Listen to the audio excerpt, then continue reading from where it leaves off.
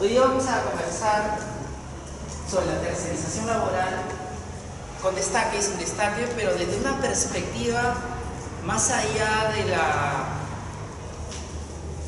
cuestión jurídica o desde un enfoque positivista, ¿sí? Vamos a darle una vuelta de tuerca a la concepción tradicional y vamos a empezar primero por plantearnos una cuestión fundamental, metodológica, para entender la institución jurídica. ¿Cómo debo interpretar una norma? Desde luego desde el ámbito jurídico, pero también desde el contexto en el que nace la norma y también desde un plano filosófico, sociológico y politológico, no solamente desde el ángulo puramente positivista, ¿sí?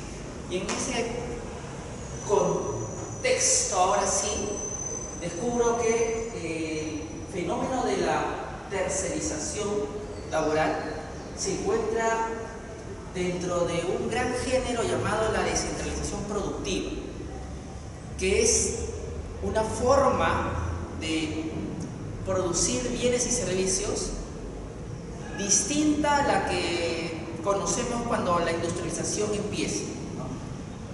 Cuando entramos, por ejemplo, a la fabricación de autos Ford, era una sola planta la que lo hacía todo, eran los mismos trabajadores, era un solo empleador y todos teníamos claro quién era el empleador, quiénes eran los trabajadores, el sindicato de los empleadores, el sindicato de los empleadores, etc. Hoy ya no tenemos ese contexto. ¿Y por qué? Debemos preguntarnos primero por qué. Tenemos un modelo capitalista, un modelo liberal, que busca, ¿no es cierto?, la acumulación de riqueza. Y ese enfoque lleva a que aquellos que tienen los medios de producción quieran tener más rentabilidad. Y aquellos que han trabajado en una empresa saben que uno de los sobrecostos para ellos muy poco valorados es la carga laboral, ¿sí? Y entonces, ¿cómo me deshago de ese permanente juego de poder entre el sindicato de trabajadores y los empleadores que tienen todos los años que se harán pliego? ¿Cómo termino ese tedioso proceso de negociación? Pues expulsando al trabajador del entorno de mi empresa para poder solamente dedicarme a producir y ya despreocuparme del trabajador. Esto parece un sueño utópico. ¿Cómo voy a expulsar al trabajador que vamos a decirlo metafóricamente, me vende su mano de obra, ¿no?, la mercancía, ¿no?, del trabajo? ¿Cómo hago eso? A principios del siglo XX eso era impensable, pero con el devenir de los años descubrimos que sí se podía. ¿Y cómo era? Pues a través del marco jurídico de las personas jurídicas, separar al empleador que tiene la dirección de la empresa en una persona jurídica y crear otras personas jurídicas para que desplieguen las actividades principales o secundarias de la empresa, o las que fueron un día principales y que ahora serán secundarias. Y dedico al empleador a que se dedique solamente a dirigir, ¿sí?, no al núcleo duro de la actividad, ¿sí? Esto es el pensamiento bajo el cual se crea la intermediación laboral y la tercerización, que es básicamente pensando en un mundo que empieza a resquebrajarse la URSS, ¿recuerda? Ya no es un mundo polarizado, sino ya solamente es un pensamiento, y podemos tener empresas en cualquier parte del mundo.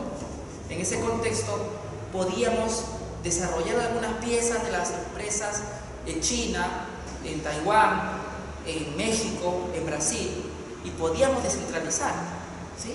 pero no solamente organización física, sino también separación de la empresa a nivel de responsabilidad jurídica y responsabilidad social y ambiental, todo, ¿sí?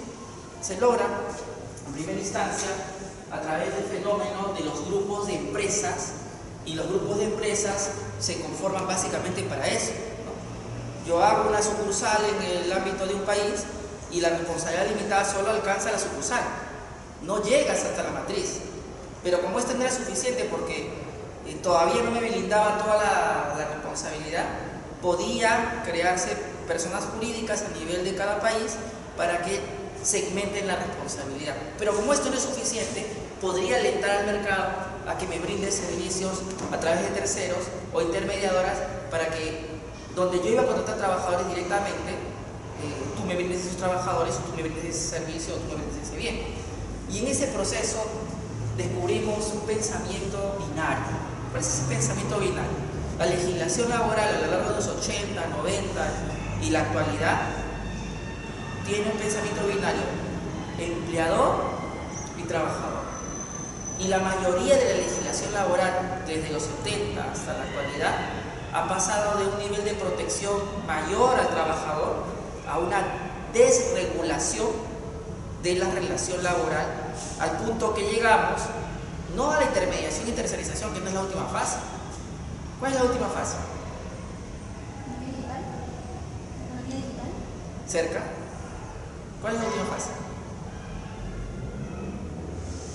La última fase se llama el trabajador autónomo, y es el Uber, y es el Globo, ¿no? Filosóficamente se menciona esta etapa como la etapa de la autoexplotación. Antes, tu empleador te explotaba y te pedía que te quedes horas extras y no te pagaba las horas extras, ¿no es cierto? Hoy día, tú te quedas esas horas extras haciendo tu Uber o tu Globo y te explotas a ti mismo. Y claro, piensas que uno es pobre porque quiere, ¿no? Y que algún día voy a ser millonario, ¿no es cierto, doctor? Y sigo chambeando en mi bicicleta, en mi vehículo, porque un día voy a ser tan rico como el dueño de Uber, ¿no es cierto, Manuel? Esa es la idea. Entonces, esa es la última fase. Y ya llegaremos a ese momento a una crisis del derecho laboral, porque prácticamente, como ya te has autoenajenado en que tú supuestamente eres autónomo, libre, no te has dado cuenta que en ese proceso de degradación de protección laboral no tienes seguro, no hay protección de beneficios sociales, y tampoco hay seguro de responsabilidad civil. Si se choca ese auto y te pasa algo en el curso de que estás haciendo una movilidad y quedas discapacitado, ¿quién cubres? Estabas haciendo un servicio para Uber o para quien sea que haga ¿quién cubres? Tu familia se va a quedar sin quien es su fuente de ingresos. ¿Quién cubres? Ah, no, pero el aplicativo gana cada vez que tú haces un servicio, pero los costos hundidos no los está asumiendo. El costo del mantenimiento no lo asume del vehículo. El costo del señor que está trabajando y tiene que comer, ir al baño, vestirse, ¿no es cierto?, etcétera, etcétera, no lo asume. Claro, porque tiene el pensamiento, y aquí es interesante como esta mirada de neoliberal, de pensamiento capitalista, pero sin restricciones, te lleva a una autoenajenación de la autoexplotación del propio ser, y piensa que es libre y lucha por eso, lucha por esa libertad, cuando no sabe que en la práctica está perdiendo la protección que legítimamente le corresponde, ¿no? Ese es el debate. Y la intermediación y la tercerización es la primera fase. Si ustedes creían que esto, yo cuando escribí este libro, yo dije, esto es lo peor que nos puede pasar. Pero yo veo Uber y Globo y digo, ni siquiera me imaginé cuando en el 2011 escribí esto que podía pasar eso. Es vertiginoso el cambio, tan vertiginoso, que hace nomás 8 años no podíamos ver venir lo que está ocurriendo. No lo podíamos ver. Vean cuántos escribían hace 10 años sobre lo que estamos viviendo en cuanto a este trabajo autónomo, entre comillas, y los grandes debates que hay en Europa y los grandes debates que hay en los grandes países donde se está dando. No lo veíamos. Ya lo ves en Netflix, en las series, ¿no es cierto? Y ese señor que sale en Netflix ha pagado Uber, ha pagado Globo, ha pagado para que salga su logo, o creen que es gratis. O sea, tienen recursos, ¿no? Entonces, hay ahí un tema de descentralización productiva que ha llegado, como su compañera bien lo pintó, al ámbito de la informática, ¿sí?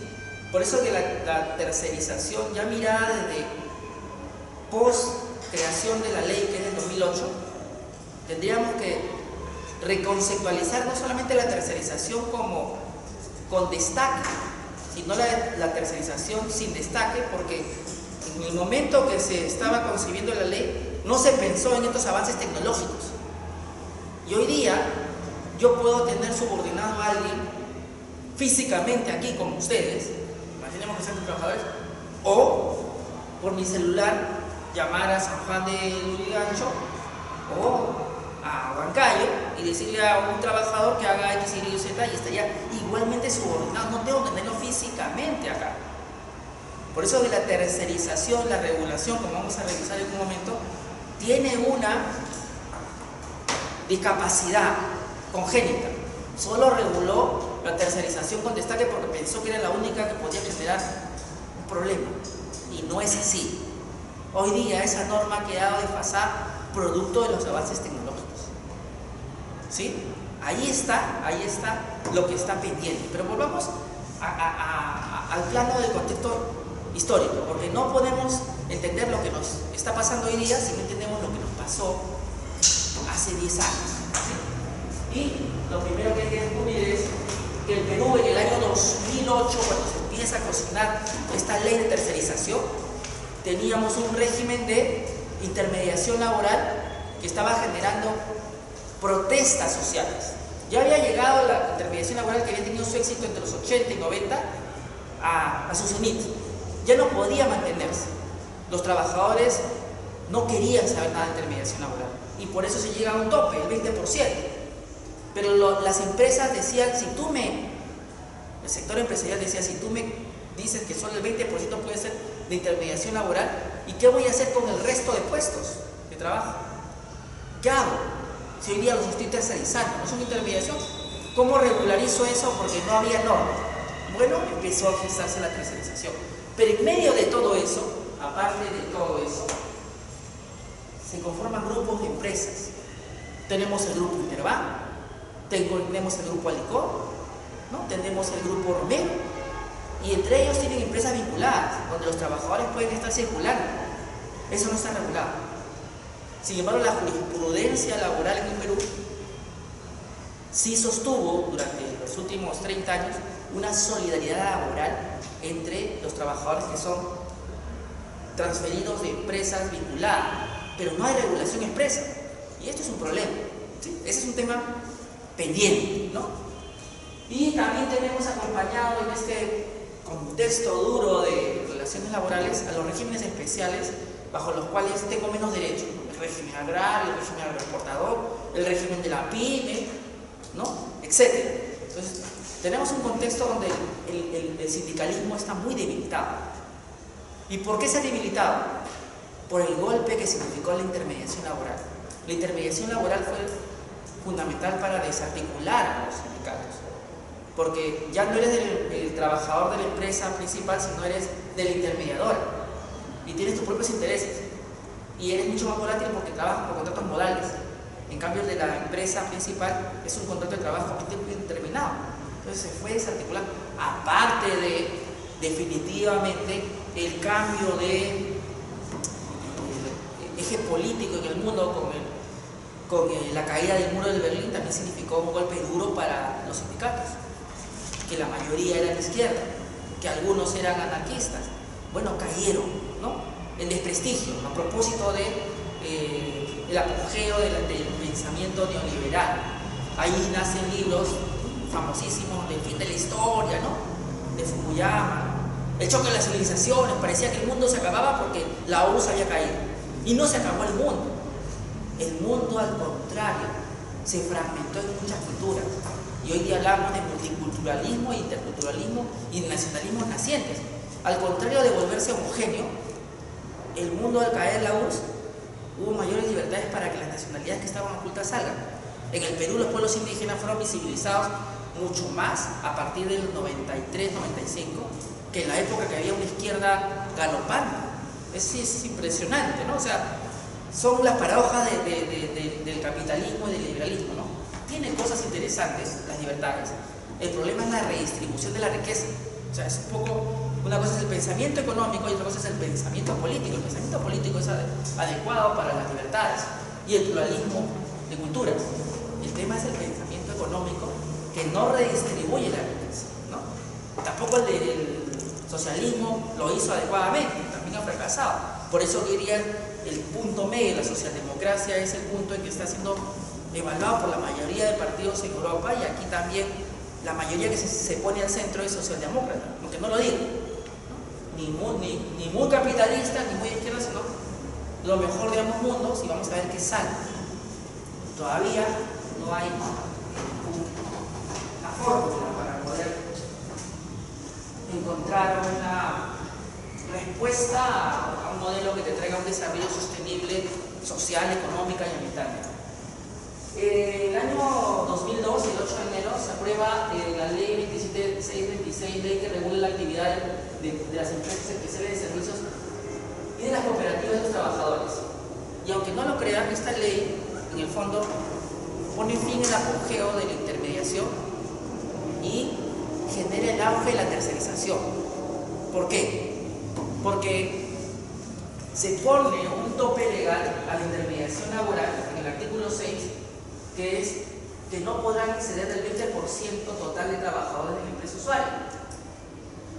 Ya, entonces estoy limitado, y yo utilizaba más trabajadores modales, más trabajadores de terceros. Estoy limitado, ¿qué hago?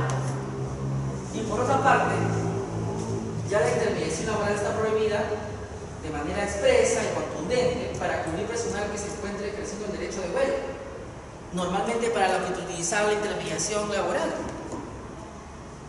Entonces, ya no me sirve para el propósito que subrepticiamente se utilizaba. Ahora algunos van a decir, no se utilizaba para eso. Se utilizaba también para eso. ¿Sí? Se utilizaba. Entonces, se genera en los años próximos una tercerización informal. No había regulación, simplemente ocurría en la práctica. No soy intermediación porque yo no estoy destacado por una empresa donde hay doble subordinación, donde tengo dos jefes, sino aquí solo tengo un jefe que me manda a hacer un servicio o un producto específico a una empresa determinada, y esa empresa determinada no me subordina. Entonces no soy intermediación, escapo de la norma. Y ahí podía desarrollar tanto actividades principales como secundarias, porque la tercerización no tenía límite. En cambio, en el ámbito de intermediación, solamente secundarias. Y ahí aparece la distinción, diferenciación entre actividad principal y secundaria. En la tercerización ya no importa. Todo es tercerizable. Todo. O sea, la tercerización es eso. Entonces, adelante. Entonces, esta norma que estamos planteando aquí nace en un contexto post-Fujimori. Nace en el contexto post-Paniagua, 2002. ¿Quién gobernaba? Alejandro Toledo. Pensamiento neoliberal, ultranza, apertura absoluta de las inversiones, ¿sí? Y él plantea esta norma, ¿no? Un poco para poder apaciguar los ánimos de la población y los trabajadores que reclamaban por este punto. No solamente eso, sino que esta ley establece que hay que establecer una fianza que garantice el cumplimiento de obligaciones laborales y seguridad social de los trabajadores destacados en la empresa usuaria, y la solidaridad laboral entre la empresa usuaria y la intermediaria. O sea, más incentivos. Dice, no, o sea, tengo una intermediaria, tengo una carta fianza, en cambio la tercerizadora que está al frente mío no tiene carta fianza. Por eso es que todos se van yendo a la tercerización. Porque ser intermediadora significaría tener un requisito legal financiero que me costaba. el de la tercerización no tenía nada, entonces empezó a promoverse mucho más tercerización que intermediación laboral, que se fue buscando ya los puntos normalmente más utilizados, que es el tema de uso de servicios de seguridad, es intermediación laboral por naturaleza, no lo puedes mover a una tercerización. En el tema de empleadas del hogar, hay empresas que te brindan tema de enfermera, de repente tienes un enfermo en casa, te mandan algo, pero ya no con tanto apogeo en los otros ámbitos de espacios de fábricas o empresas, donde ahí sí se había incorporado y donde estaba completamente desnaturalizado en la mayoría de casos. Y hay una pregunta en el año 2018, es ¿cómo va la tercerización en el Perú? Entonces ustedes son testigos que si usted ve el photoche de la persona que le atiende en Ripley, en Falabella, ¿qué dice? O el de Telefónica que viene, o el de Claro que viene, o el de Entel que viene. ¿Dice la empresa que le está atendiendo? No. Dice un tercero. Entonces es irónico que te está atendiendo alguien que no es Ripley, no es Saga, no es, a veces, o no es el centro comercial. En algunos casos sí son trabajadores, porque tienen su sindicato y hay trabajadores de planta. Pero la tercerización, de acuerdo a esta fuente gestión, está instalada en 60 puntos del sector retail, tercerización de servicios, Plaza Vea, Metro, etc. ¿Sí? ¿Qué quiere decir eso? ¿Qué significa para los trabajadores este fenómeno? Vamos a ponernos de nuevo, binariamente. ¿El empleador va a tener mayor rentabilidad? Sí.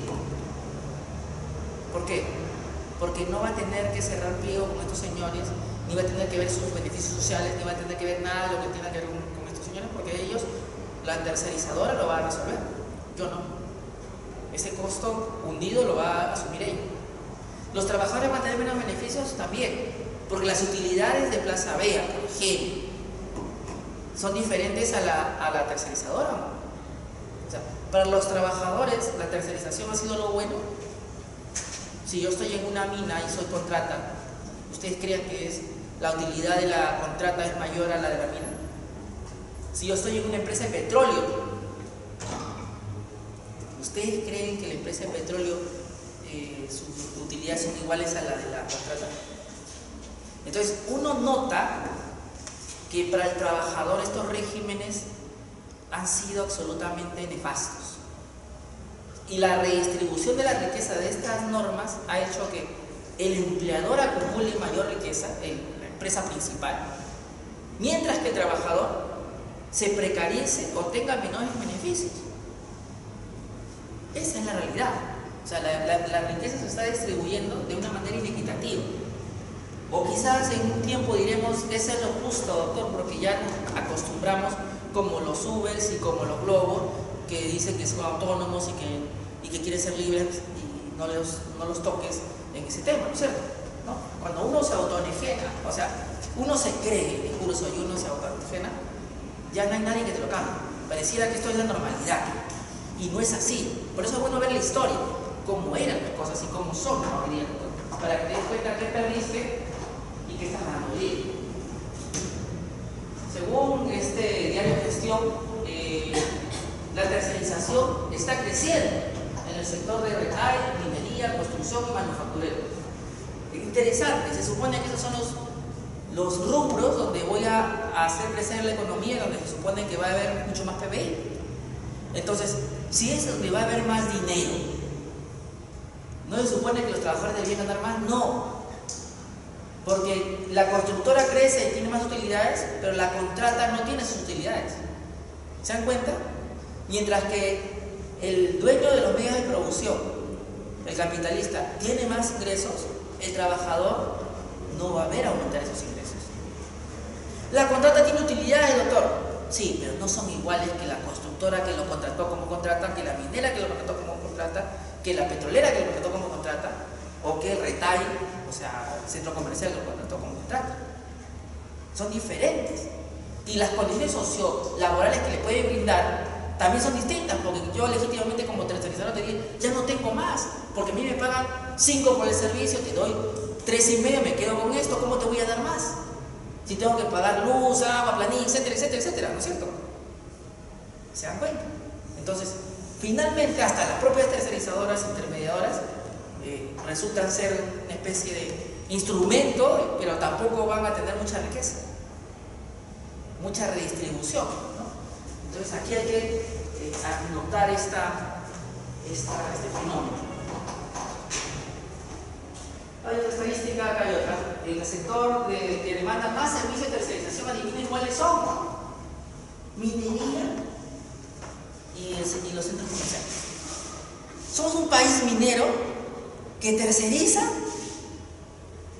Es impresionante. Se supone que ahí tenemos un montón de beneficios económicos y los trabajadores no ganan lo que deberían. No siguen su tercerizadora, no ganan lo que deberían, por eso digo.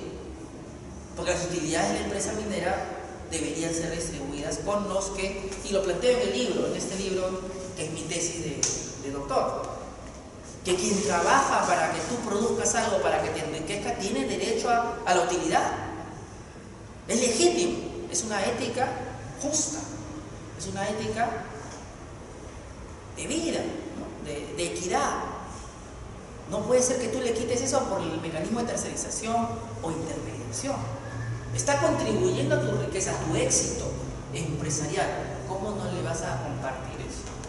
Al trabajador específico, no al del medio, no al que hace de intermediador, no, al trabajador. Ahí está lo polémico. Y las constructoras, manufactureras, las farmacias, las bancas y otros servicios también se deben. Ahora que salgan, por favor les pido, hagan su encuesta personal. Yo lo iba a hacer antes de venir, pero no pude porque todos estaban viendo el partido. Como ejercicio, decir, voy a una botica, a un centro comercial y ver el photocheck. ¿A qué empresa para qué empresa está trabajando el que me tiene en la Telefónica, en Entel, en Unifarma, en Ripley? O sea, ese ejercicio y comprarle a la empresa que tiene trabajadores directos, como una especie de responsabilidad social. De repente me sale un poco caro, pero sé que un sol de lo que estoy pagando está yendo a un trabajador y no de alguna forma a una intermediadora que realmente no le va a llegar nada. Entonces, así como toman conciencia sobre el tema ambiental y no botan la cañita, también tenemos que tomar conciencia del tema laboral. Por eso somos responsables también del éxito de esas empresas. No solamente son las huelgas, sino también los consumidores somos responsables del empoderamiento de los empleadores, ¿no? Muchos se hablan de la huelga de los trabajadores, también deberíamos hablar de la huelga de los consumidores que también decidimos éticamente por consumir un producto por sus políticas laborales o políticas ambientales. Difícil en el Perú, pero yo creo que debe irse pensando por lo menos desde la universidad. Esto es un planteamiento también de control social. Mucho se cree que solamente se puede cambiar en el ámbito jurídico. No, el primer control es el social. Y yo les voy a demostrar, por ejemplo, acá en el aula, si su compañera le dice algo a su compañero que es desagradable, todos los demás le van a ver igual, todos los demás le van a ayudar. No, por control social uno no repele, ¿no es cierto? Pero si su compañera hizo algo correcto, ayudó a su compañero, ¿no?, que es discapacitado y lo llevó hasta universitaria, le llevó todos los días, le ayudó a tomar su cargo, ¿cómo la verían a su compañera? Si ella se enferma, le pasa algo, ustedes dirían, porque ella ha sido bastante altruista. El control social es un mecanismo para ayudar a cambiar conductas y que no estamos aprovechando, y que es el que más se utiliza, y es lo que utilizó Gandhi, y es lo que utiliza esta desobediencia civil. En realidad, más que desobediencia civil, es control social, y demuestra que el derecho no es la única forma de controlar conductas. Es más, yo creo que es más efectiva esta, es mucho más efectiva, ¿sí?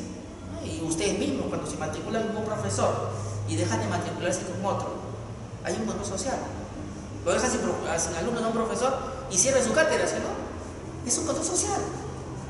Ni siquiera tuvieron que ir a ganarse el tercio y a aprobar una directiva que el profesor que es más eficiente tenga más alumnos y el que no. No, puro control social, ustedes mismos, ¿no es cierto? Entonces esto mismo también tiene que pasar con los empleadores. Parece que no tomamos conciencia o no queremos tomar conciencia de algo fundamental, y aquí hay que decir, de la ética. O sea, toda nuestra conducta también tiene que estar acorde con la ética. Cuando yo adquiero algo, tengo que ser consciente de qué costó. Si compro una galleta Oreo y he leído en noticia que para hacer esa galleta deforestan y matan animales, siento que como sangre. Siento que como un pedazo del planeta porque eso es lo que costó. O si me compro un calendario y sé que lo han producido en una zona donde han trabajado niños menores de edad, o una pelota donde también ha habido trabajo infantil, no, pero no lo internalizo, simplemente lo que hago es me pongo los lentes, me pongo el celular, no me pregunto de dónde vino y sigo mi vida. Quizás es una de las cosas más interesantes que nos regaló el marxismo, el pensar en que esto que se está produciendo tiene un costo. Pero más allá de eso, ya mucho más que mal, es el planteamiento ético de Dussel, por ejemplo, de tomar conciencia de los actos que tenemos y cómo nos van liberando cada vez que tomamos una decisión consciente. Que es difícil, ¿no? Porque casi todo lo que tomamos, esto por ejemplo puede ser de un bosque deforestado, podría ser, no lo sé, ¿no? Pero siempre que podamos habría que hacer ese ejercicio necesario para que nos duela cada acto que tengamos y no nos quejemos tanto sobre el otro que está defraudando derechos laborales cuando yo también lo estoy haciendo de manera indirecta, cuando aliento a ese empleador consumiendo su producto, ¿no? Ese es el detalle, el control social aparte del control jurídico. En el año 2008 uno descubre que las empresas líderes del mercado en el Perú, en el 2008, no tenían sindicato.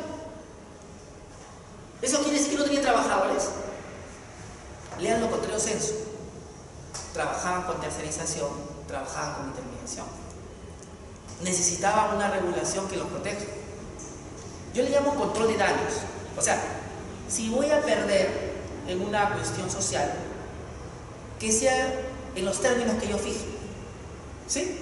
En los términos que yo fijo. Entonces sale tu ley, que tanto quieres, pero yo voy a controlar el daño. Porque voy a tener que de mi bolsillo sacar algo que sería el costo que significará ese acuerdo, ¿no es cierto? Costo de transacción, ¿no es cierto? Entonces, esta norma que sale a continuación, vamos a ver, va pensando en eso. Ahora, las empresas que están ahí en la lista, mira, peruanas son IBM del Perú, Microsoft, Kimberly Perú, Kimberly Clark Perú, Intermap, Cineplanet.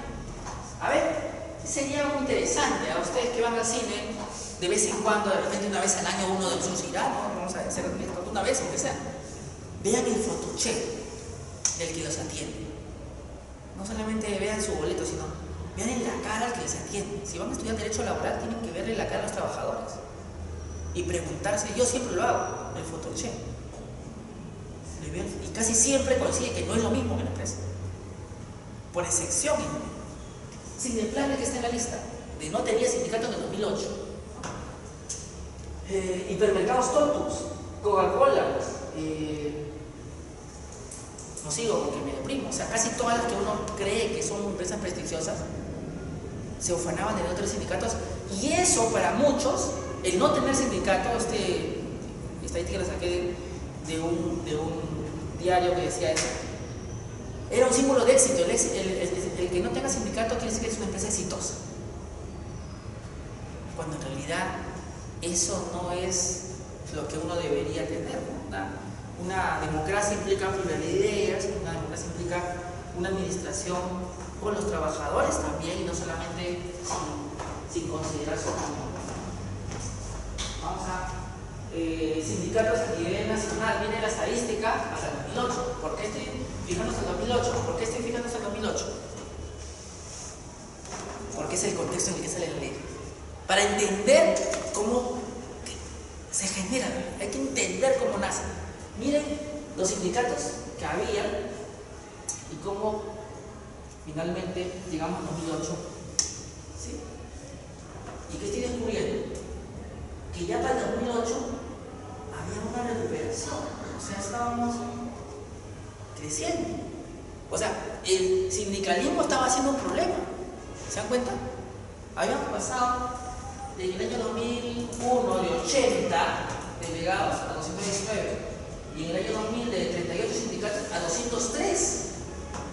O sea, desde el término del gobierno de Fujimori, autócrata, ¿no es cierto?, al inicio del gobierno de Alan García, me parece que es 2008, corríjanme, Alan Ciala, hay 203 sindicatos, que parece poco, pero mirando el número de ahí nomás hace 8 años era bastante. Teníamos que contener el movimiento sindical porque estaba tomando fuerza. ¿Cómo debilito al movimiento sindical? Ya con la ley de intermediación habían ganado, o sea, esta restricción, habían empezado a ganar más gente en sus filas. ¿Cómo restringo? La intermediación. La tercerización. Ahí vamos a ver qué se contesta. A ver, tenemos más estadística y aquí, la tercerización. Ley que regula los servicios de tercerización. Lo que a mí me llama la atención es una ley corta. No vamos a analizar sus reglamentos y todo porque no hay tiempo, pero vamos a analizar la corta ley y deconstruir. ¿Qué significa deconstruir, según Derrida? Que hagamos el esfuerzo de ver en la norma esos valores binarios que están en pugna, ¿no? Aquí entre el empleador y los trabajadores, ¿no? Y tratar de descubrir cuáles son, ¿no? La primera cuestión que nos llama la atención es que las tercerizadoras se conciben como empresas que tienen que ser autónomas de la empresa principal, ¿sí? Con sus recursos, con su expertise técnico, ¿no? con sus prioridades de clientes. Sí, pero para ese momento ya muchos ya tenían eso porque ya venía siendo una costumbre, ¿no es cierto? Ya habías tenido tiempo para prepararte. O sea, a mí no me vengan que esto no estaba siendo preparado. Si yo conozco más o menos cómo van a ser los términos de la futura ley, me voy preparando, ¿no es cierto? Como las UNED con las universidades, ¿no es cierto? Si yo tengo tanto tiempo para acreditarme como universidad, voy haciendo las cosas para que cuadren. Entonces, para este momento ya había muchos licenciados que tenían esas condiciones. ¿Sí? Lo que teníamos era que encontrar los costos que estaban produciéndose producto de la desnaturalización de los contratos. Y ahí vamos a ver qué hizo la norma. Vamos a seguir avanzando con el siguiente.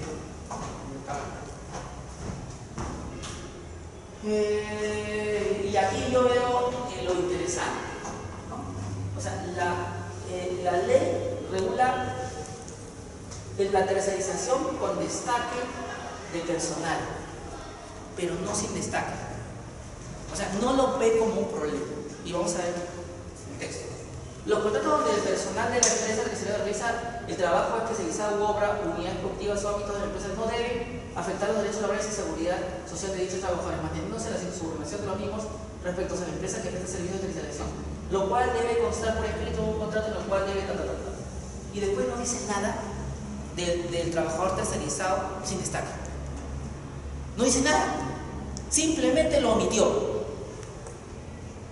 Y entonces, para ese momento, ¿se podía tener un subordinado, un trabajador sin destaque? Sí, porque había teléfono celular, había teléfono celular, había internet, había correo electrónico. Sin embargo, no se quiso. Toda la norma está pensada, y véanlo bien, para el trabajador con destaque, tercerizado con destaque. No hay jurisprudencia, he estado buscando alguna que le hayan planteado que es un trabajador desnaturalizado sin destaque. Toda la jurisprudencia es unánime en que si se naturaliza tiene que ser con destaque, pero nadie te da la razón en uno que no está físicamente en una oficina, en una instalación. ¿Sí? Y eso es importante, porque si tuviéramos esa jurisprudencia, esa norma, de ahí podríamos jalar para los trabajadores Uber o los trabajadores Globo. O sea, no es poca cosa, o sea, tiene una consecuencia en el orden de cosas actual. Por eso es que los Globo y los Uber pueden trabajar como si nada, como si nada. Es una forma de escapar del supuesto normativo. Siguiente, por favor. Bueno, establece la garantía de los derechos de los trabajadores, pero es un saludo a la bandera, porque la garantía de los derechos de los trabajadores se refiere a los derechos que la empresa tercerizadora debe darle a sus trabajadores, que obviamente tiene que darles. ¿Qué es lo que falta acá? Hablan de derechos individuales, pero no hablan de un fenómeno conocido como los sindicatos de contratas o los sindicatos de las tercerizadoras junto con la empleadora principal. No lo hablan. Y era obvio que tenía que haber un sindicato entre trabajadores tercerizados, trabajadores en la propia empresa y trabajadores en la intermediadora, que podría tener yo intermediarios, ¿no? De esos tres grupos. No me conciben un sindicato que aglutine a las tres formas de trabajadores. Por eso les digo, esta norma parece ser de un solo lado. O sea, el binomio empleador-trabajador acá lo que predomina es el beneficio para el empleador y el trabajador. Te doy exactamente lo mínimo indispensable para que no te quejes. La responsabilidad de la empresa principal se acota bastante en caso que no pague sus beneficios sociales. La empresa, la tercerizadora, recién hay una solidaridad subsidiaria. Una solidaridad subsidiaria, pero pudo ser una solidaridad directa. Subsidiaria. Siguiente, por favor. ¿Sí? Y aquí a lo que yo les mencionaba. Hay una reglamentación que luego sale que empieza a dar respuestas a algunas de estas cosas que estamos mencionando. Siguiente, por favor. Ahora, después de la ley, escribo un artículo, y lo pueden ver, y aparte del libro. ¿Cómo era la forma que yo veía que la mayoría estaba tercerizando? Y lo veía porque en 2008 tuve la oportunidad de trabajar en una empresa del Estado y veía qué estaba ocurriendo. La forma de tercerizar era la siguiente. Primero, se produjeron despidos arbitrarios. ¿Por qué? Prefería pagarte tu indemnización de 12 sueldos, ¿no es cierto? Y contratar a una tercerizadora. Sacaba mi cálculo y ahorraba. O en todo caso esperaba los 5 años que durara el proceso. Recuerden que para ese momento todavía el proceso de trabajo que tenemos hoy día no existía. Era un proceso escritural, ¿se acuerdan? Era la ley anterior, no era legalizado. Pero igual los tiempos eran tan malos como los de hoy día. O sea, tampoco nos hagamos ilusiones de que hemos mejorado en tiempo. Duraba igual casi 5 años, con todo de casación. O sea que tampoco es que hemos mejorado. Lo único que en un lado era escrito y el otro lado era oral y había teoría del caso. Y qué bonito todo, pero el tiempo no representa cuando se demora justicia. ¿Sí? Ahí hay un problema. El otro tema era acuerdo de traspaso del personal entre la empresa principal y las contratistas. Este era genial. Salió la ley y ¿saben lo que hicieron? Miren, muchachos, ¿quieren seguir trabajando? ¿Quieren seguir ganando su platita? Sí, dicen ustedes, pues obviamente sí, no tienen familia. Entonces, si no quieren ser despedidos, renuncien voluntariamente, que ahí está nuestra tercerizadora favorita, la doctora, ¿cómo se llama? Brisa. Brisa Sac, tercerizadora, les espera para que firmen su nuevo contrato. O me firman su carta de renuncia o los despido ipso facto. ¿Qué dicen?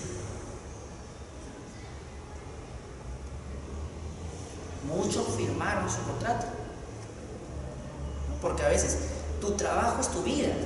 O sea, las cosas, algunas personas, las cosas que hacen es lo que les llena. No solamente es un trabajo para ganarse el pan de cada día, sino que ser ingeniero eléctrico, que ser un jefe de personal, un trabajador de una determinada empresa reputada, es como una cosa que te honra y no te ves en otro lado. Yo les recomiendo una película para que entiendan esto, Cuestión de Honor. Cuestión de Honor, hay una escena, le voy a hacer un spoiler, lo lamento, donde los 2 ex infantes de Marina le dicen a su abogado que los ha salvado de la cadena perpetua, de toda una cosa monstruosa, si van a seguir trabajando en la infantería. Y él le dice que no. Y ellos dicen, la infantería es mi vida. Yo no me concibo en un mundo sin ser infante de Marina, ¿no es cierto? Bueno, así como estas personas no se concebían en un trabajo que no fuera diferente a ese, hay personas que no se ven en otro mundo que en ese empresa. Ya tienen 10 años, 20 años o 5 años y quieren seguir ahí. Y van a firmar ese contrato con Brisa. ¿Viste? ¿Sí? Y van corriendo. Entonces, ¿cómo tercericé? Busqué a una tercerizadora que andaba por ahí sin trabajadores, tenía cierta autonomía, ¿no? ¡Pum! Se fueron ustedes. Alguno por ahí protestó, Manuel dijo, ya, yo quiero 12 sueldos.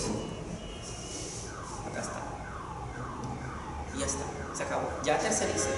O sea, despido arbitrario, acuerdo de traspaso de personal entre la empresa principal y las contratistas, acuerdo de traspaso de personal de intermediadora a tercerizadora. También. Resulta de que no se han dado cuenta de la mitad de trabajo, pero yo ya tengo más del 20%. Y antes que me descubra, mejor los paso a todos a la tercerizadora. A todos los paso. Hablo con ustedes. Ustedes son de intermediadora, saben que aquí hay más del 20%. Hagamos una cosa. Entre ustedes deciden quién de ustedes se va y quedamos con el 20% o todos se van a la tercerizadora. ¿Qué hacen? Esto es como mata gente. Deciden que su compañero de acá 3 se vayan y ustedes se quedan trabajando, o deciden todos pasarse a la tercerización. ¿Qué harían ustedes? Es un dilema moral, ¿ves? Ética. Es un dilema ético, ¿no es cierto? Es la realidad, es un dilema ético.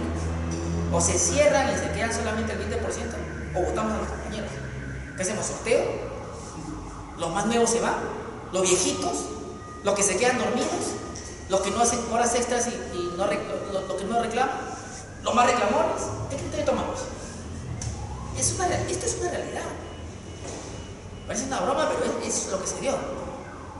Finalmente muchos se fueron a la tercerizadora porque además les ofrezco 50 soles adicionales a su sueldo que tenían ordinario. O sea, vas a ganar 50 soles más. ¿Qué más quieres? ¿Pero qué estás perdiendo? Si lo ves. No, también, pero ¿qué estás perdiendo? Utilidades. Las utilidades. Se olvidan de las utilidades. ¿Sí? Cierre de empleo conmigo. El que tiene toda la... ¿No es cierto? Están perdiendo capacidad de negociación. Cuando estés en la tercerizadora, ni te me acerques, Manuel. Ni te me acerques, Violeta, porque tú eres otra empresa. Conmigo no hables nada. Tu sindicato es con ella, con Brisa. Brisa no tiene nada. Pero bueno, ya te fuiste. ¿Sí? O sea, a veces cuando tomamos una decisión no estamos sopesando todo, o lo sopesamos, pero te quedas sin alternativas. Y tienes que tomar el desempleo o el empleo precario y lo que queda, ¿no es cierto? Por último, si yo era recontra malo, decidía por ese colectivo. O sea, me hacía los despedía a todos. Todos despedidos. No quiero saber nada de ustedes. Demándenme si quieren. 5 años, ¿quién tiene abogado? ¿Cuántos de ustedes irán a juicio? ¿Cuántos tendrán para pagar el abogado? Juego mis cartas. Así me gane, igual yo gané. Porque me deshice de un problema y un dolor de cabeza que eran ustedes. Era un tremendo dolor de cabeza cada año, Dios mío. Eran insoportables con sus santitos pliegos que venían cada año. ¿Sí? Esa es la realidad, lo que pensaban muchos empleadores. Ahora tengo paz, ya no tomo pastillas para migraña, ya no hay empleo. Los boté a todos. ¿Sí? Entonces tenía 3 alternativas. Ahí tenía estas. Entonces, el Perú se tercerizó. Muchas grandes empresas se tercerizaron. Claro, hubieron estoicos y trabajadores y sindicatos que se quedaron y pelearon y pusieron sus acciones judiciales para mantenerse, pero todos no tuvieron esa suerte. ¿Sí? Todos no tuvieron esa suerte. Cierto que para todo lo que yo les he dicho puede haber un procedimiento sancionador en nuestro trabajo, puede haber una acción de amparo que lo reponga, etcétera, etcétera, pero es un costo que todos los trabajadores no se pueden dar el lujo. ¿Quién va a mantener a tus hijos, Manuel, que tienen recién 1 año? Acaba de nacer. Tu chica te va a seguir queriendo igual. O sea, uno se va preguntando cosas, ¿no es cierto? ¿Cierto? Se va preguntando. Entonces es difícil hacerse el dedo cuando tienes familia atrás. Y todos no estudian en San Marcos de gratis. Acuérdense eso. Algunos son de la Santa Bautista, de la UTP, de la Garcilaso. Y ahí te cobran. ¿No? Te cobran. No, pero bajo. A ver, dame 700 soles para pagar la pensión a mi hermano. Si te sobran, ya que tú crees que sí. Ahí está un poco. Sí. Y a mí me encantan algunas frases de algunos doctrinarios y me gustaría compartírselas, porque me parecen muy, como que se adelantan al estado de las cosas, ¿no? Rafaela de Luca Tamajo y Adalberto Perulí dicen: el señor del castillo a la telaraña en la red, con imágenes que se han caracterizado a la empresa de gran parte del siglo pasado como un castillo, a la empresa desde fines del siglo XX y actual como una red. ¿Qué te está diciendo? Es una metáfora que se dice. La empresa del principio del siglo XX era como una fortaleza, un castillo que tú podías atacar y que tú podrías negociar. Hoy día la empresa es una red, como una red social. Está dispersa por el mundo, está por vínculos económicos con un montón de otros agentes económicos y que no puedo ver. Interbank como grupo tiene la Universidad UTP, tiene a varias farmacias, tiene a restaurantes, ¿no? Popeye, por ejemplo. Entonces uno no puede ver su empleador real porque está disperso. Ajá. Todo ese grupo Intercorp. Y ese grupo, que yo lo veo en un Perú grande, se conforma aparte de otro grupo que se lo está comiendo a nivel Sudamérica y de otro grupo que se lo come a nivel Europa y otro grupo mundial. O sea, es lo que se refiere. O sea, que mi empleador real, el que se lleva toda la utilidad, nunca lo voy a ver. Antes yo podía atacarlo porque la Ford era la Ford, Toyota era la Toyota, ¿no? Mercedes era Mercedes, Volkswagen, ahora yo no sé. Ahora ya está capital chino en muchas de estas empresas y no sabemos dónde va a acabar. Entonces, es difícil, ¿no? Y el otro, Magdalena Echevarría Tortelo, en la historia inconclusa de la subcontratación y el relato de los trabajadores, dice: el plus de la empresa está dado por su ubicación estratégica en la trama de estas redes, cómo, cuándo y con quiénes se interconectan son las ecuaciones claves para moverse por la red y lograr sus objetivos. Podríamos agregar a la imagen de la red la de la araña, que sabe tejer y moverse por su malla, que tanto la protege, así como le abre caminos y posibilidades. O sea, otra vez utiliza la red, pero me gusta más porque usa la telaraña, o sea, su compañera. Yo soy el empleador principal, ¿sí? Pero yo hago mi red. Brisa, que está allá, me va a proteger con la tercerizadora, no van a alcanzar. Antes de que me lleguen a negociar conmigo, van a quedar atrapados por Brisa. Por ahí tengo una intermediadora, mi intermediadora, ¿sí? Pero no solo eso, sino incluso yo podría ser una persona jurídica indirecta. Y atrás mío hay una empresa más grande, y atrás mío hay una empresa más grande, y formo parte de un grupo con capital, ¿cierto? La AFP de una empresa importante, un grupo importante, no quería decirlo, ¿no? Tiene grifos, ¿no es cierto? Tiene licor, tiene financieras, ¿no es cierto?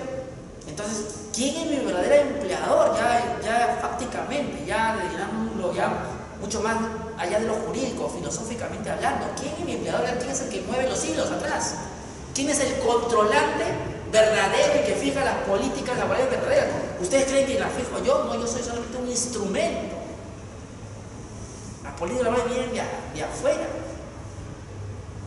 Bacus fue comprada por una empresa extranjera, ¿sí? Y desaparecieron varias plantas.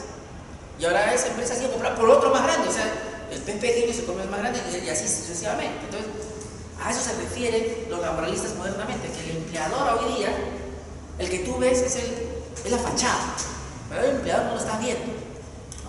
No estamos hablando de casos de pymes, pues, no de empresas familiares, no, estamos hablando de grandes transnacionales, ¿no? Donde no tenemos respuesta todavía en el ámbito laboral. Siguiente.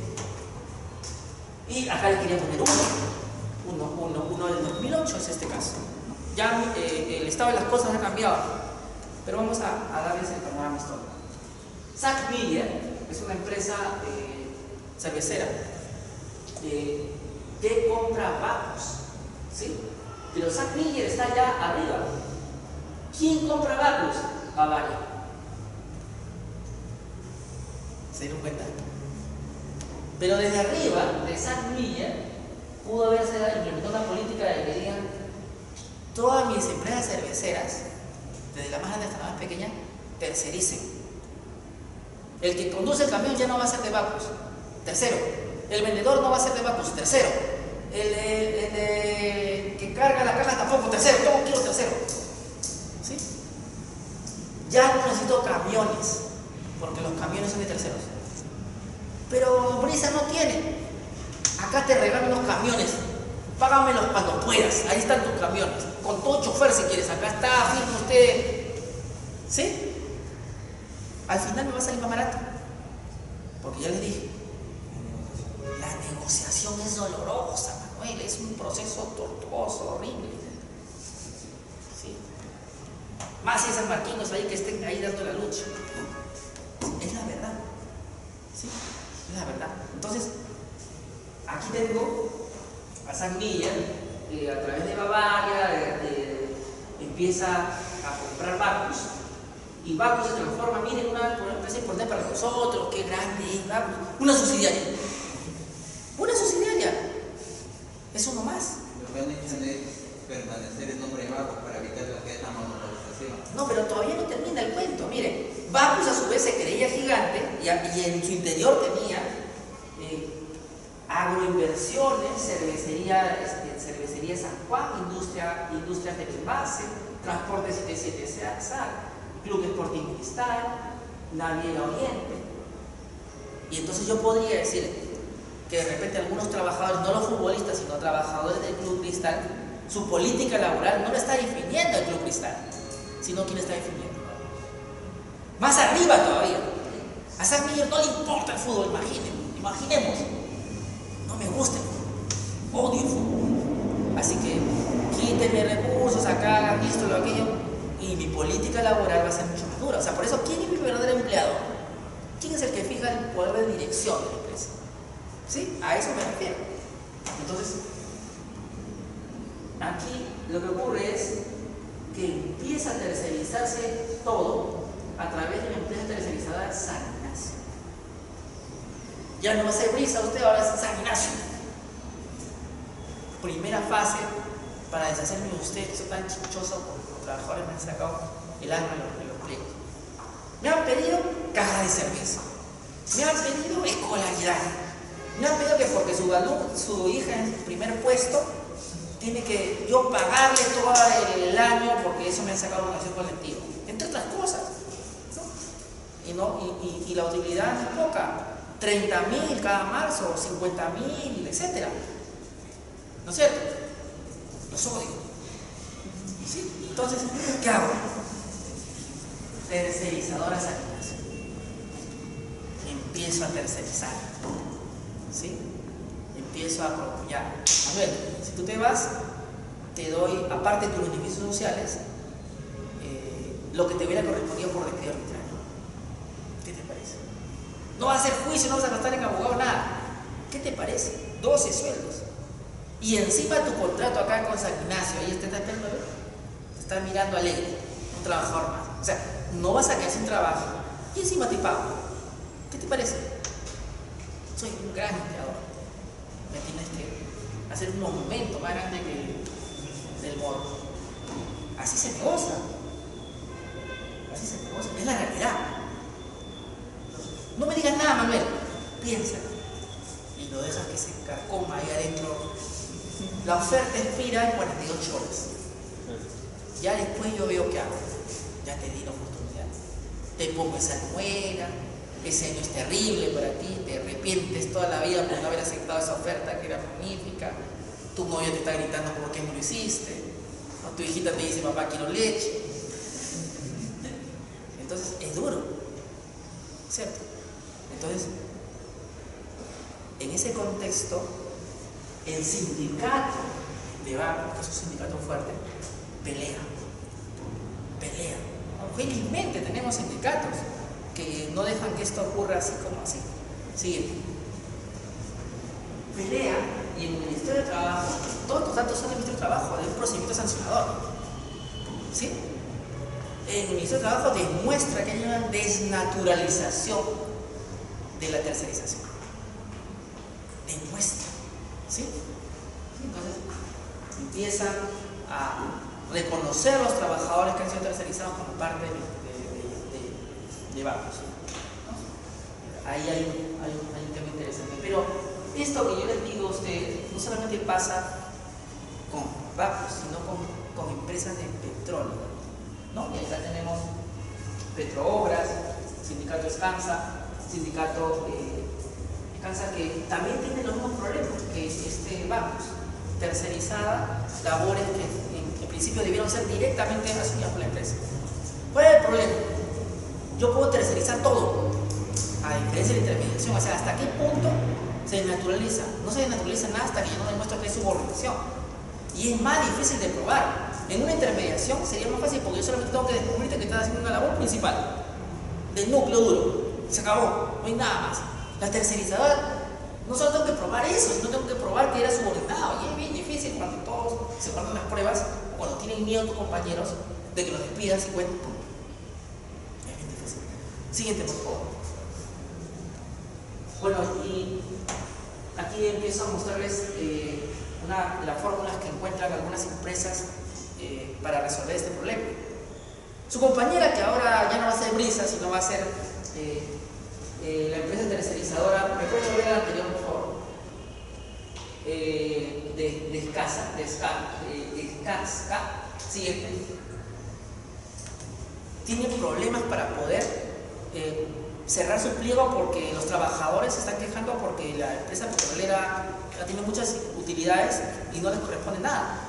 Entonces viene a mí y me dice, mira, los trabajadores están en huelga, no puedo hacer nada, dame un billete para poder cerrar el pliego, pero yo voy a decir que es mi plata. Entonces, la empresa petrolera le gira facturas para que cierre su pliego porque ellos no lo pueden hacer por su cuenta. ¿Se dan cuenta de la figura? O sea, prefiere pagar la factura de nuestra querida tercerizadora que asumir. Porque claro, a ella le podrían haber sacado ese poquito, pero a mí ¿cuánto creen que me hubiera sacado si fuera directo? Es un sencillo, tome, acá está, ya, vaya, si no friegue, es un paso más importante que hacer. Hay que distraer mi tiempo, ¿no es cierto? Siguiente, ¿no? Y entonces las entidades del Estado también pasaban. Entidades del Estado me refiero a empresas públicas. Hay un grupo económico muy interesante en el Estado, que es el grupo de empresas que está a cargo de FONAFE, grupo de empresas estatales que se salvaron de ser privatizadas cuando Fujimori regalaba las empresas y nadie sabe qué se hizo con esa plata, ¿se acuerdan? Regaló Aeroperú, FOSE, ya no quiero recordar todas las que... Paramonga, empresas que tenían alta rentabilidad, pero algunas se salvaron. ¿Por quiénes? Los sindicatos, la gente se quejó. Las eléctricas y las de agua, si las salvaron, hay que decirlo, fueron los sindicatos que pelearon, se amarraron, dijeron acá no entra nadie. Los demás fueron masacrados.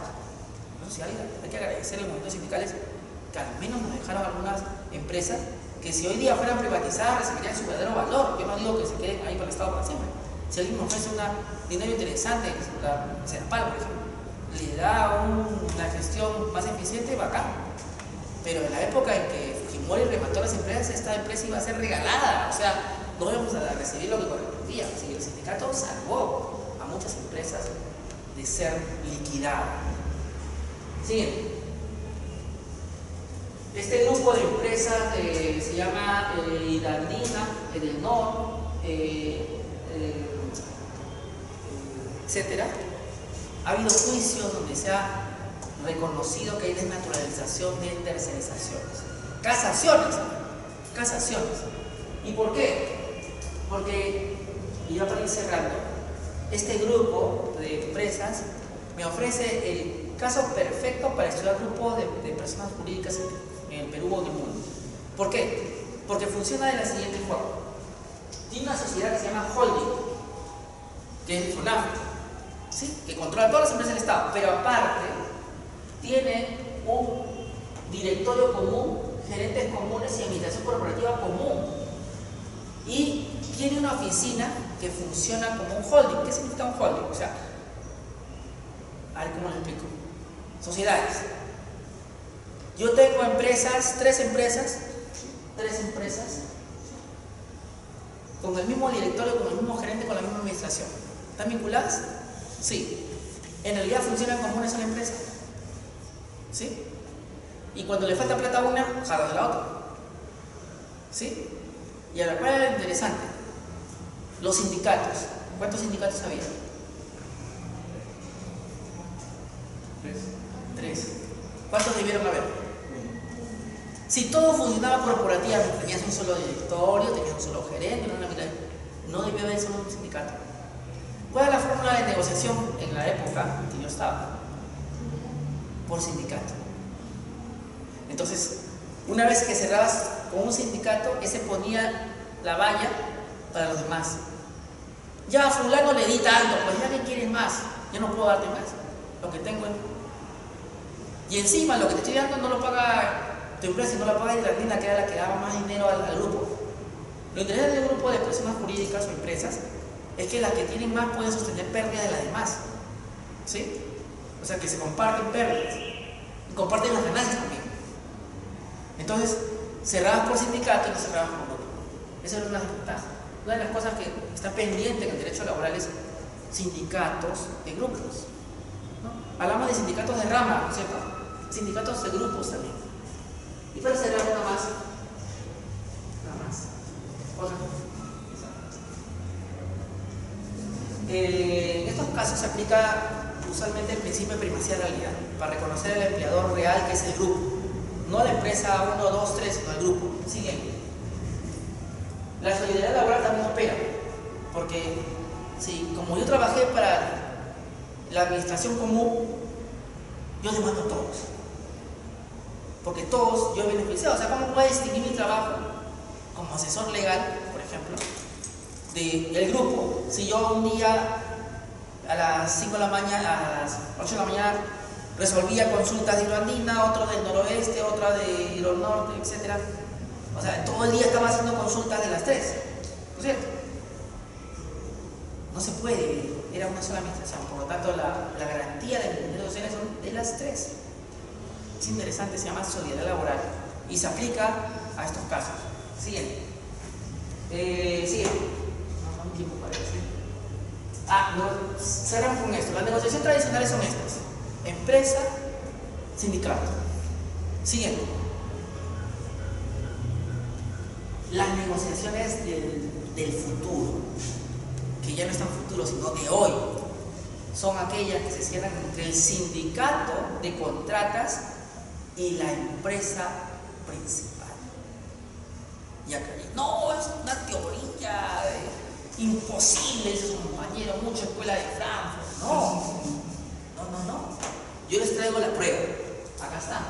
Acta de acuerdo de extraproceso, ¿no? Y acá dice, las empresas especializadas, cuando digo empresas especializadas es tercerizadoras, contratas, otorgan la suma de 2 y nuevos soles diarios a la dirección de jornadas diarios que la fecha viene abonando por cada elaborada. Las empresas especializadas, las empresas especializadas asumen el compromiso de no aplicar represalias a raíz de las prohibiciones que han llevado a cabo.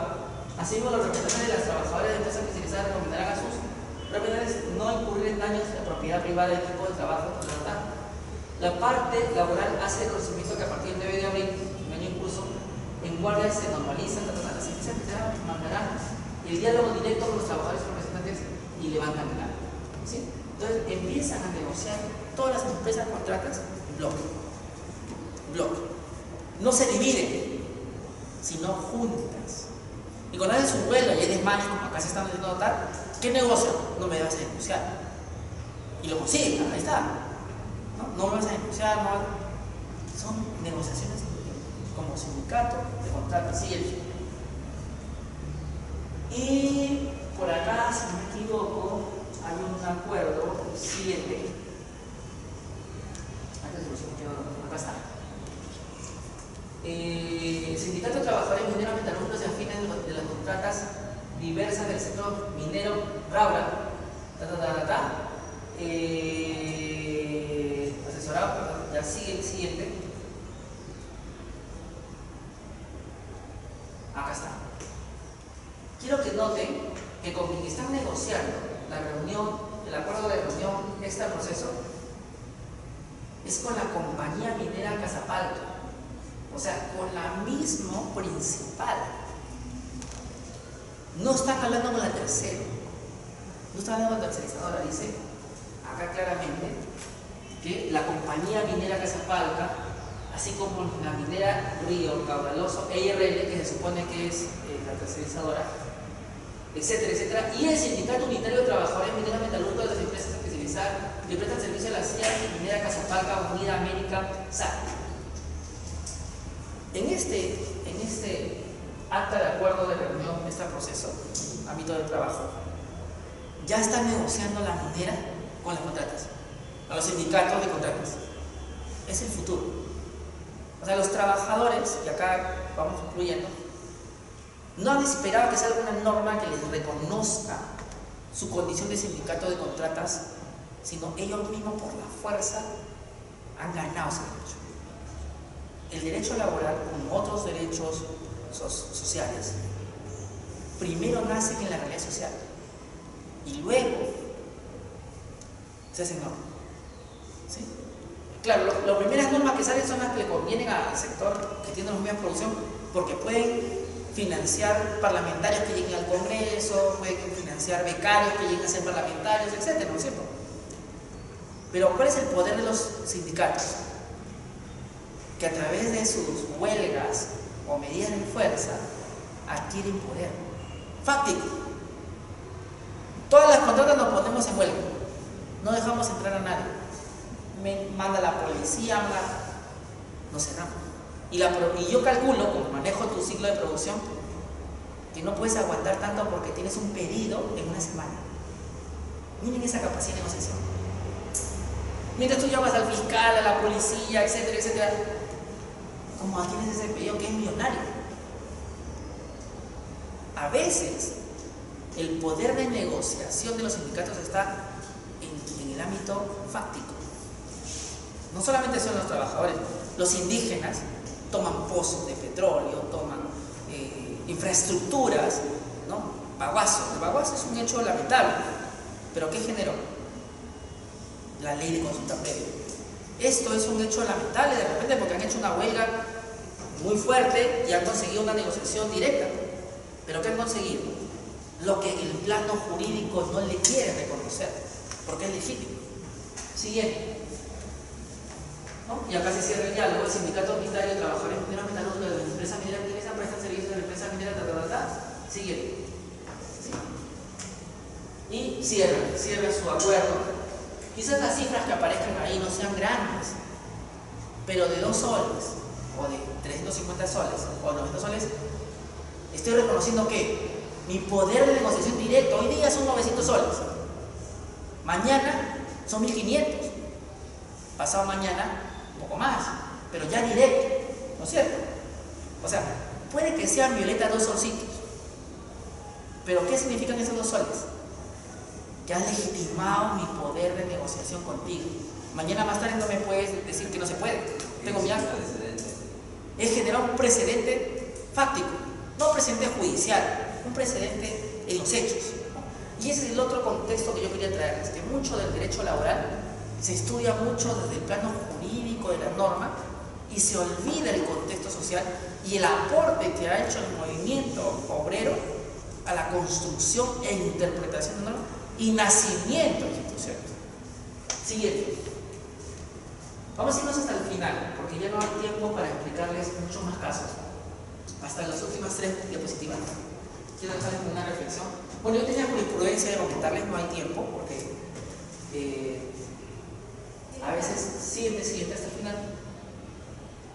Un poquito más abajo. Ahí. ¿Sí?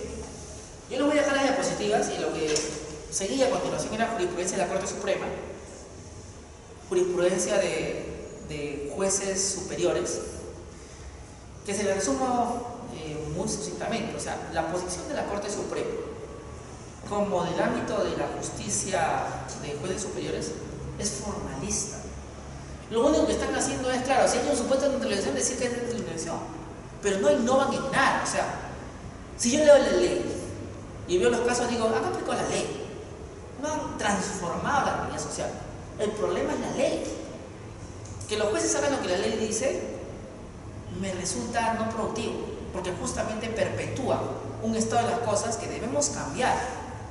Qué bueno que hagan lo que la ley dice, pero no solamente basta eso, sino una reinterpretación de esa norma para que haya mayores beneficios. Ya conversaremos en otra sesión sobre solo la jurisprudencia de la Corte Suprema y por qué mis críticas a lo que han hecho y por qué muchos aplauden lo que han hecho cuando en realidad es solamente lo que la ley dice.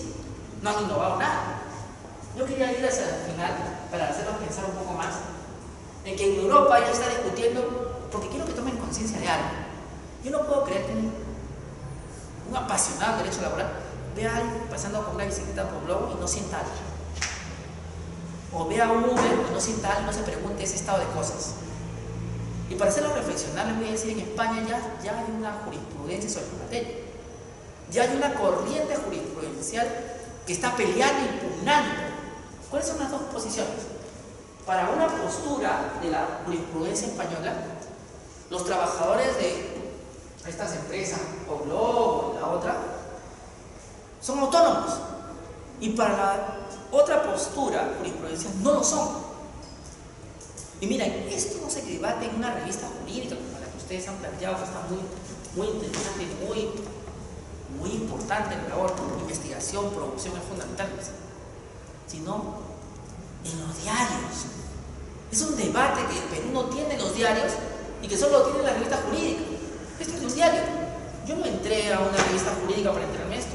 Es un debate de la gente, ¿no? Y vamos a ver qué dice. Vamos a primero lo que la juez, que dice que el trabajo no es autónomo, en el caso de estos señores que pasan con su bicicleta o su moto con un montón de encargos que dejar, dicen, el delivery organizado y dirige, sí, o sea, dice, quien organiza, quien tiene el poder de dirección, es la empresa.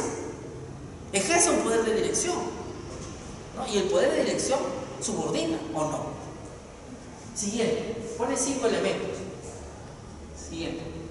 El que organiza puede ser un algoritmo que puede modificar, que él mismo puede controlar, porque uno dice, no es por sorteo, es aleatorio. Pero ¿quién es el algoritmo? ¿Quién hace el algoritmo? ¿Quién controla el algoritmo? Ustedes, como trabajadores, se pone a pensar y después dicen, no. Si quien hace el algoritmo y determina a dónde tienen que ir ustedes, eso es la empresa, tiene un poder de dirección, ¿no? Su autonomía es mínima, dice, claro, yo puedo decir dónde va mi bicicleta para acá o para allá, o qué ruta tomar mi moto, ya, sí, pues es una autonomía, o sea, mínima, no utópica, ¿no? O sea, es como mínima. Como el profesor que te tiene acá y bueno, puedes recoger tu lapicero, apuntar, pero no te puedes ir del aula, si no te jala. O sea, ¿qué autonomía es eso? Absolutamente ficticia o mínima, no suficiente para decir que eres un empleado autónomo. Lo otro que dice es que no son libres de rechazar los pedidos. Miren el análisis. O sea, si yo estoy obligado a cumplir con entregar un determinado encargo y no puedo rechazarlo, ya no soy libre. No soy autónomo. Se acabó mi autonomía. No, pero es que eres autónomo porque vas con tu bicicleta, con tu triciclo, con tu scooter, con tu moto, con lo que sea que vayas y tú solito vas. No puedes rechazar el pedido, dice acá. Y por último, los precios los fija unilateralmente la empresa. Para este modelo de negocio que existe en España, estas jueces determinan, no, acá es un empleado subordinado, no es autónomo. No es autónomo. ¿Sí? Ahora, habría que hacer una reconceptualización de lo que tenemos por subordinación para poder quizás atrapar algunos supuestos de crisis donde haya una autonomía de alguna forma en el medio, ¿no es cierto? Que haya duda. En caso de duda, considero subordinación. No hay ese principio, pero habría que trabajarlo. Última diapositiva. Porque en el caso de los Ubers, yo sí sé que los Ubers pueden rechazar, ¿cierto? Alguno que ha ido.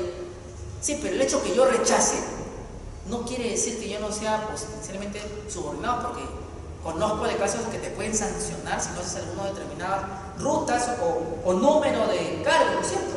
No, incluso por el número de pasajeros te sancionan. Efectivamente, entonces, si te sancionan por eso no es subordinación. Entonces aquí, en España, otro diario, miren, esto todo lo que les estoy mostrando no son revistas jurídicas, son diarios. La gente quiere entender si lo que está haciendo es legítimo, ¿no? Más que legal, la legalidad no importa, sino es legítimo, es ético, es moral. ¿Qué es la ética? ¿Qué es la moral? No lo estudiamos, doctor. Habría que preguntarnos, entonces, ¿qué estamos haciendo en nuestras vidas? Si no sabemos un poco de ética y moral. Y aquí plantea el diario los choferes de Uber, empleados o clientes. Y lo que dice finalmente, yo estoy de acuerdo con esto, es que más allá de que tú digas que son autónomos o subordinados, lo que tenemos que analizar son beneficios sociales mínimos, si cumplen un determinado número de horas. Más allá de que sean subordinados o autónomos, si hay un accidente de tránsito, alguien tiene que cumplir esa parte del SOAT, a él, ¿no? De repente también, en el caso de una cosa que nadie quiere, que es el acoso y la violación de la libertad sexual, también de los hombres, Manuel, no solamente las mujeres, pueden pasar, cuídate, todo puede pasar ahora. También hay una responsabilidad civil, solidaria, ¿no? Ellos se entienden, es el chofer. Pero cuando recibes tu comisión, no, ese soy yo. Es un poco híbrida esta forma de ética, que los beneficios casi enteros van para la empresa, que tiene el medio de producción, que ahora es, como tú lo planteaste, el conocimiento digital, la economía digital, y usted que pone el auto, el trabajo, el esfuerzo, hasta la sonrisa para que su cliente no se baje. No, y sobre todo porque sus carros están monitoreados. Está controlado, ya. Es una hora de producción, Exactamente. Existe el vínculo de todas maneras. Conclusión.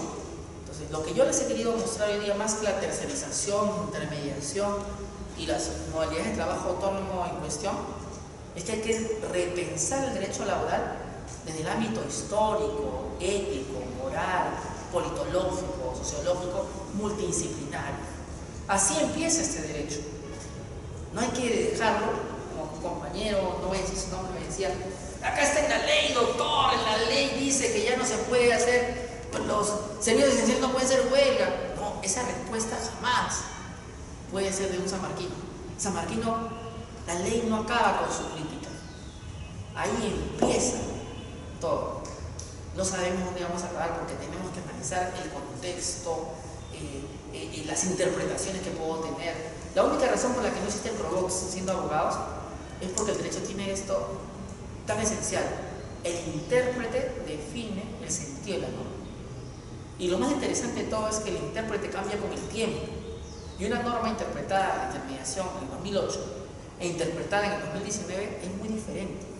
El sentido de la jurisprudencia y el sentido del propio intérprete, porque tú estás conociendo ya los efectos y el impacto de la norma en el tiempo, cosa que en el principio no se entiende. Lo mismo pasa con los CAS. Al principio tuviste una concepción de los CAS, 10 años después uno se pregunta si todos los que opinaron que era lo mejor que podía ocurrir siguen diciendo lo mismo. El intérprete con el contexto va a cambiar.